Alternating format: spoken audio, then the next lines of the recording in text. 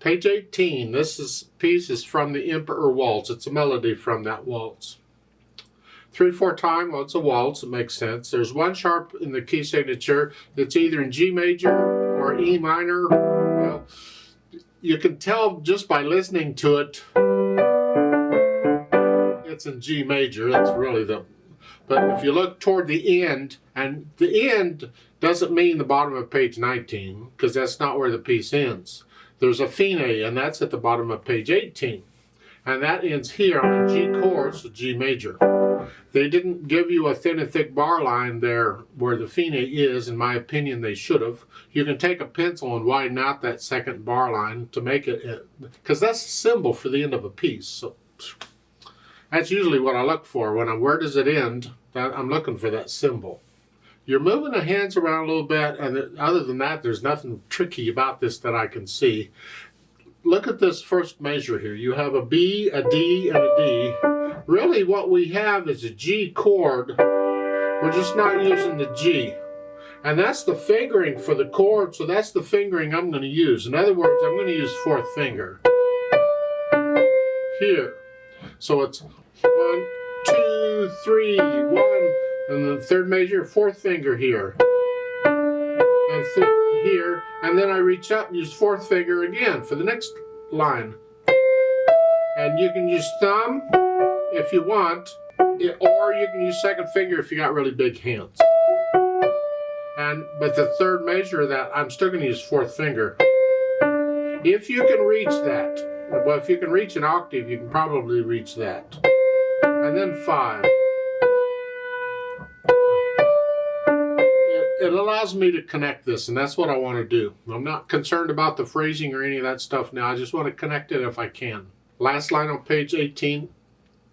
They want third finger, so you're ending the third line here. Now you're going to have to reach up and move. And if you want fourth finger, you can use 4. They want to use 3 again, but 4 is closer.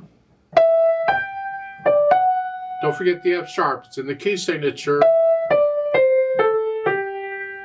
That's fine. Top of page 19, 1 and. 1 and 2 and 3 and. Get off of that second eighth note. Don't hold it down. No, it's an eighth note. 1 and 2. It comes off on 2. 1 and 2 and 3 and. 1 and 2 and 3 and. And that's really what's going on page 19 for the most part. Last line. On page 19, you're here. Here, reach down. And then it's a 1, 3. Rest. During the rest, come down. Here. Because you get ready to go back to the beginning. That's what the DC is for. And you use fourth fingers right there. Left hand broken chords.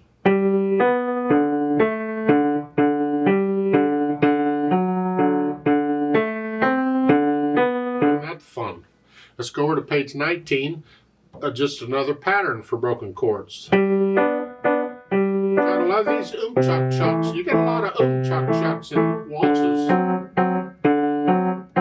Last line on page 19. You're here. That's an A and a B. Crossover. It's treble clef. The last measure. Crossover. Connect them. And then you can lift up if you want. However, when you go back to the beginning, you're here. So the closer I can be to this position, the better.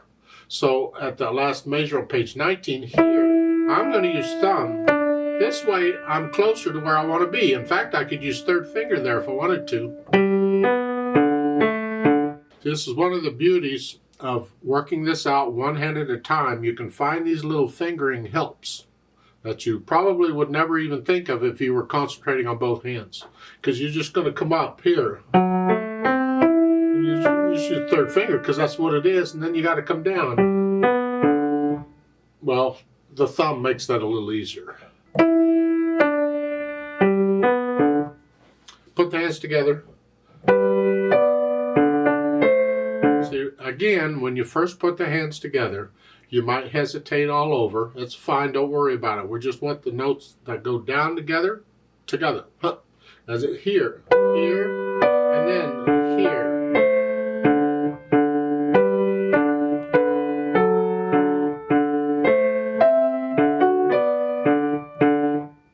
Page 19, you're here. When I play that first chuck on the chuck chuck, I come up.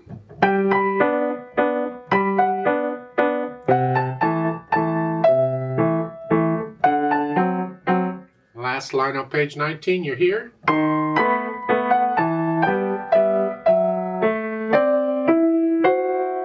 There, rhythm. Watch this out carefully. Last two measures. 1, 2, 3, 1, 2, 3. Don't give that last measure any more beats than 3. 1, 2, 3, and then you go back.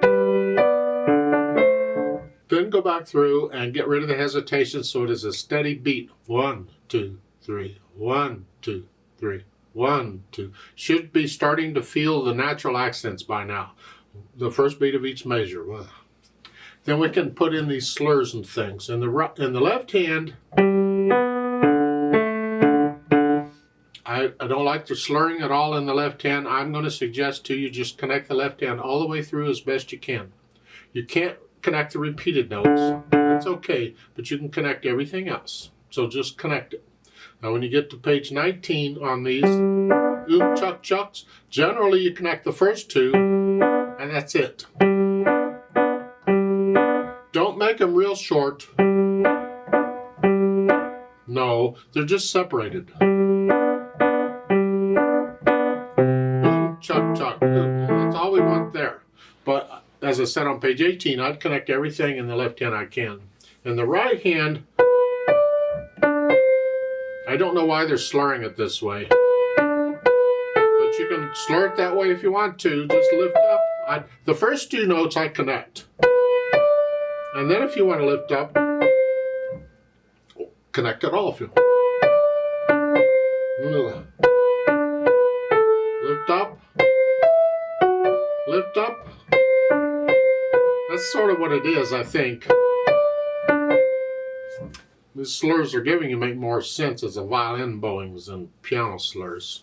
Now keep in mind with slurs, you don't always lift up before or after a slur. After deciding the music doesn't make sense to do that. Look at the last line on page 18. We have this. See the slurs the way they are? In my mind, that's just blah. I would not slur it this way. I wouldn't even mark it that way. In my opinion, you connect that whole line together.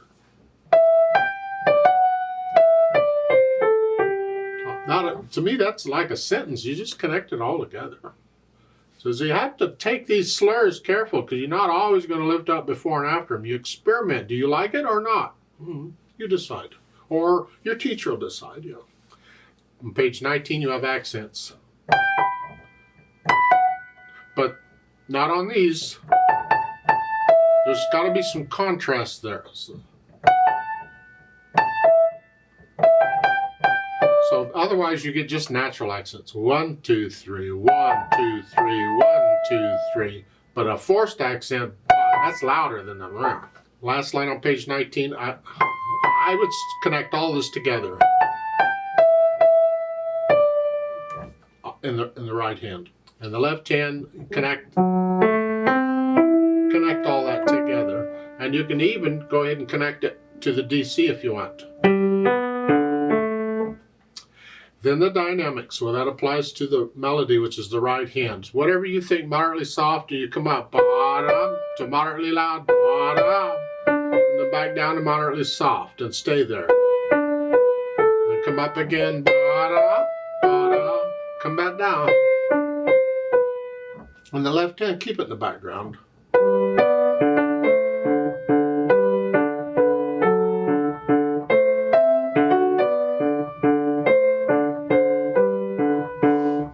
Now they don't give you those same swells in the second and third lines. I don't know why they didn't. If you want to put them in, I see nothing wrong with putting them in. But they didn't give it to you, so you don't have to, I reckon. Page 19 is louder. Now you're moderately loud. The accents make that one note loud. The left hand's soft still. You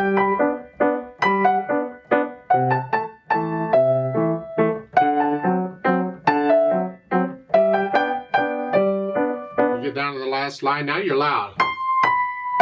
The left hand's still soft.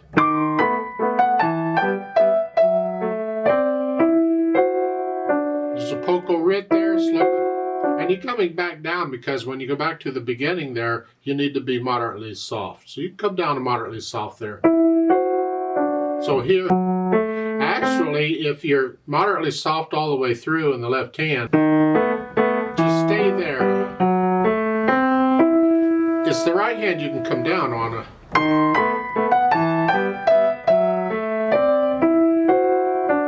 It gives the illusion you came down because you went to the left hand, which was down already, and then this is soft.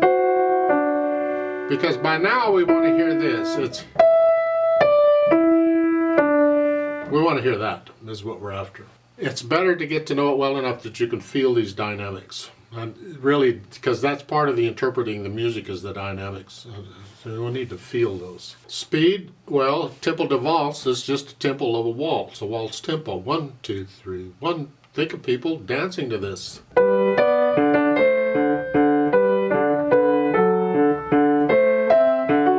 Just keep it a steady 1, 2, 3, 1, 2, 3. Don't speed it up or slow it down or hesitate. Ooh. Now they've added pedal. You don't need pedal on this. You can do it just fine without.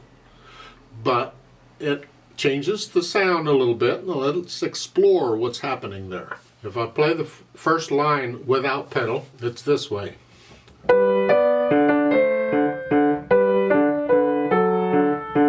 If I play the first line with pedal, like they're showing, it's this way.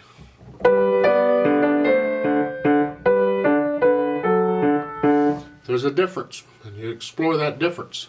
There's a big contrast between this and this. It's like a statement reply almost. This is a statement,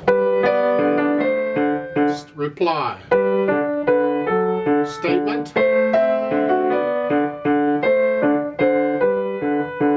That's sort of what the pedal is doing. Now they put pedal at the very end here at the bottom. I would not pedal there. You can if you want, because it's 2 beats long. It's a little longer than a quarter note. And sometimes with longer notes, held out notes, we do pedal them to add the overtones, to add a little color to them. It's not really that long. You can do it without. I'll leave that to you and your teacher whether you pedal that measure, the last measure on page 18 or not. Now on page 19, they have you pedaling a little bit at the bottom here, this part. That's fine because you've been loud. Lift it up right after you play the E though. And don't pedal this part, and then you go back. Experiment with it and see what you think of the pedal. Give you ideas? Well, for instance, we can use pedal as an accent. Look up top of page 19. The first 2 measures, do you have accents? I could pedal with those 8th notes, those first 8th notes, the accented ones. Leave out the accent that's there, just put in a natural accent, and instead pedal it. And the pedal provides the overtones, which gives it a little extra.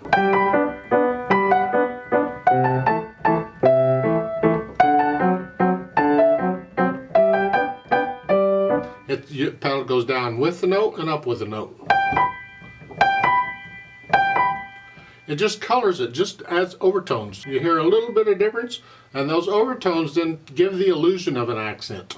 And we use that sometimes too. Something to keep in mind in music you're playing. Sometimes you may want to try it out and see if it helps. Just don't pedal both 8th notes. That ruins it. That gives them both an accent. We don't want that.